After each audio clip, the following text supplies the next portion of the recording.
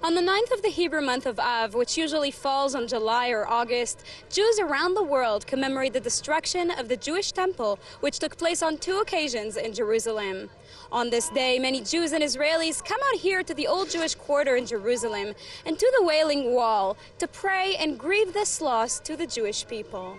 Tisha B'Av is basically the mourning of the temple, mourning of all the bad things that have happened to the Jewish people. And it's a day of sadness, it's one day of sadness for Jews. And for the most part, what we do is we fast. We actually come here to the Kotel. As you can see, there's thousands of Jews probably come here throughout the day. It's both a sad day and a happy day. Sad day in the sense that the first and second temple were destroyed, and a happy day in the sense that the Messiah can come and the third temple can be built again. I felt it down there. Lots of people come, people who are not religious, people who are not Jewish. All kinds of people are showing up down there. It's unbelievable to see it. Being here, there is a feeling of sadness and of something. I had a friend actually, she said, oh, it's Tisha B'Av right now. And I don't know why, but I just felt a sadness. So you see it in the people, and it's just a feeling here. On the 10 days prior to Tisha B'Av, many Jews avoid celebrating happy events, listening to music, and eating meat. And on Tisha B'Av itself, those who observe fast for 25 hours.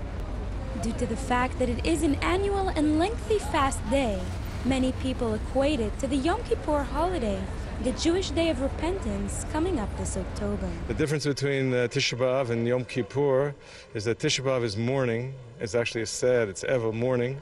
But Yom Kippur is actually an opportunity to correct yourself. So Tisha B'Av is actually, in my opinion, a heavier experience than Yom Kippur. It's a day where we all, take a day to mourn and to basically remember everything that we've lost, everything that we hope to never lose, everything that, is part of our history. And, we take this day really seriously. As you can see, me, myself, I'm fasting.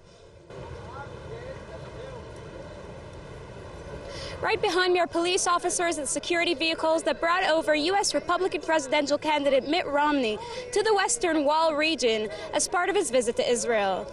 Romney, who met with Prime Minister Benjamin Netanyahu on Sunday, arrived to the Wailing Wall to pay tribute to this tremendously holy site to the Jewish people. And it just so happens that his visit to the wall took place on one of the most significant dates in Jewish history. Mitt Romney came here. This is also a very critical time, and of course with upcoming elections, it is absolutely important that that they or he support Israel and bless Israel, and in particular to enforce that Israel not be divided, and because that is going to be dangerous for Israel. In order to know where we're going, we have to know about the past. In order to move forward for peace, I think we have to know about the sadness and about the war and about tragedy. And that's what Tisha B'Av is. Israel is always the center of the world. Jerusalem is the center in Israel, and the Beit HaMikdash, the temple, is always the center. And all the nations of the world understand that.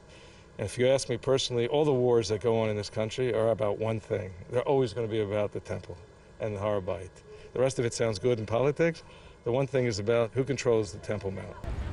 And so, due to the sensitivity of the location and the events held in this area this week, Jerusalem police closed the Temple Mount compound on Sunday, following fears of riots on this Jewish day of mourning for Tisha B'Av.